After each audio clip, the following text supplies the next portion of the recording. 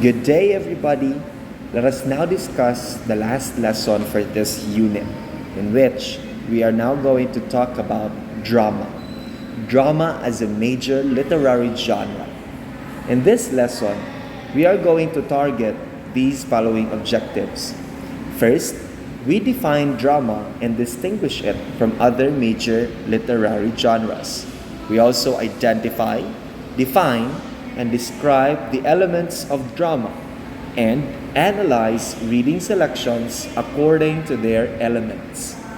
If you have questions that we encounter later on with this discussion, make sure to jot them down in your notebooks in order for us to cater them during our online classes. Also take note of key discussions that will help you in understanding the lesson and, of course, the different aspects of this major literary genre. Now let's begin with our discussion. Why do people easily relate to some forms of literature? Not only is it mainstream or commonly used or viewed, but most people relate to it because it is synonymous to our different experiences in life and to the different day-to-day experiences that we get to encounter. Now, with this lesson class, here are the different vocabulary words that we are going to encounter that we might find confusing. First, scene. This is a noun which means an event in a drama with continuous action, usually grouped into acts.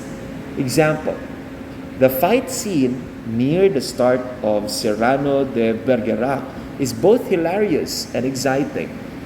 Second, act. This is a noun which means a series of scenes in a drama. Each act contains scenes that are related to one another, whether through theme, setting, or time frame. Example, I thought the second act of the play was much more poignant than the first. Third, script.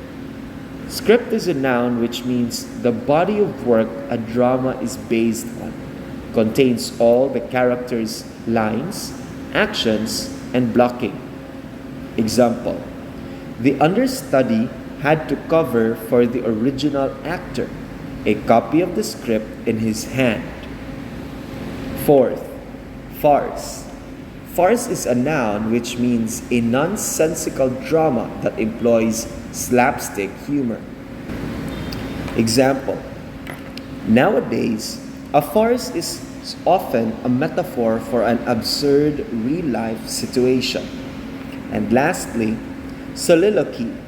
Soliloquy is a noun which means the speech of a character alone on stage, usually as though the character talks to himself or herself and no one but the audience can hear. Example, I delivered Hamlet's famous soliloquy for the drama class practical exam. So these are the different vocabulary words that we have unlocked wherein we are going to encounter across our discussion. Now let's first talk about what is drama or dramas. Dramas are stories in verse or prose, in prose form, that are meant to be performed on stage in front of an audience. Authors who write dramas are called dramatists or playwrights. Elements of drama are similar to those of fiction, except that drama is written in a form called script, in which the lines are written in dialogues with stage directions. Instead of chapters, dramas are divided into acts and scenes. Now let's talk about the different types of drama. First, we have tragedy. Tragedy is the central character that has a tragic flow, making this character a tragic hero. He or she possesses a characteristic that can lead to his or her own downfall.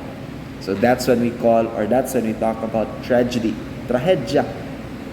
Next is comedy. Comedy aims to make the audience laugh.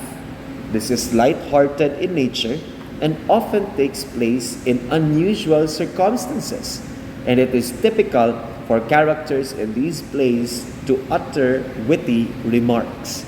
And we all know what are examples of comedic movies, comedic scripts. We also have musical drama. In musical drama, characters dance and sing.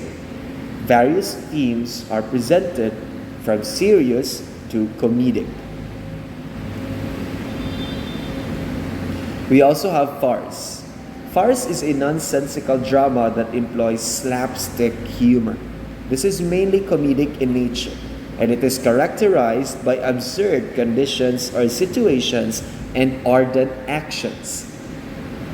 Melodrama, characterized by the characters' exaggerated emotions, is part of various situations. Now let's talk about dialogue.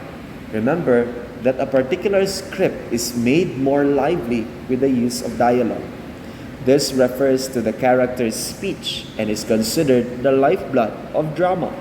The audience get to understand the story not only by the character's actions but also by their speech.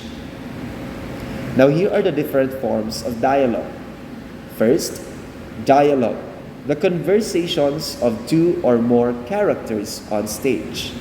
We also talk about monologue, a long speech given by one character that can be heard or directed to other characters who are also on stage. Soliloquy, the speech of a character who is alone on stage. This is portrayed as though the character is talking to himself or herself or to the audience, and the words cannot be heard by the other characters. We also have aside. Aside is a remark that a character makes that is meant only for the audience to hear. Other characters on stage do not hear asides. So those are the different types of drama and the different forms of dialogue. This time, I want you to talk about or to read Mark Antony and Hamlet's speeches from Julius Caesar and Hamlet according to William Shakespeare. Afterwards, identify the following answers to the guide questions that follow. Now with this discussion, I hope that you were able to learn what is drama, what are the different aspects of drama, as well as the different types of drama and the different forms of dialogue. So if there are questions, don't hesitate to raise them during our online discussions. Thank you, and once again, good day to everybody.